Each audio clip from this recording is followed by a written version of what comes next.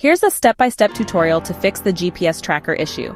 Device not showing in the tracking platform, often caused by incorrect server IP, port settings, or the device not properly added to the backend system.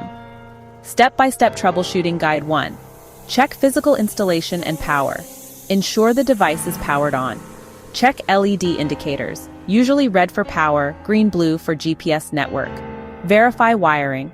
Confirm it's properly connected to the power source, vehicle battery or fuse box. Test with a multimeter. Make sure it's getting 12V or 24V as required. 2. Confirm SIM card status. Check for an active data plan on the SIM card. Disable PIN lock. Insert the SIM into a phone and disable the PIN. Verify mobile data is on and working. Test SIM in phone. Ensure correct APN settings. Some trackers require APN to be manually set via SMS. 3. Verify device configuration. Use SMS commands based on your tracker brand like TK-Star, Concox, Coben, etc. Set the APN, example, APN 123456 Internet. Set server IP and port, example, adminip 123456, server _IP. Port.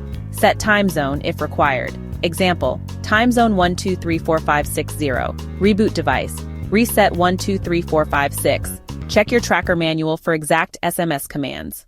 4. Check server configuration, tracking platform. Log in to the tracking backend, for example, GPS walks, TrackR, etc. Add the device manually if it's not automatically appearing. Input IMEI number found on the tracker label. Select the correct protocol device model. Ensure the correct port number is configured. Example, if you use TrackR, the default port for TK103 is 5001, for GT06, it's 5023, etc. Check the server IP and port match what's set on the device. 5. Monitor device connection. Ping the device IP if it uses a public IP. Check logs on server if using a self-hosted platform like TrackR. Look for incoming data from the tracker. If nothing shows, the tracker is not reaching the server. 6. Test with another SIM or device. If still not connecting, try inserting another SIM card with data.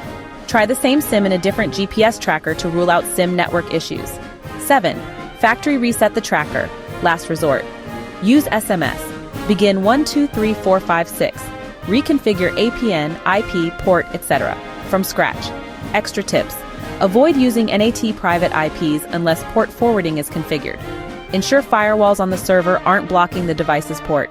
Double-check the device IMEI matches what's added in the backend. Let me know the brand model of the GPS tracker if you want exact commands or port numbers.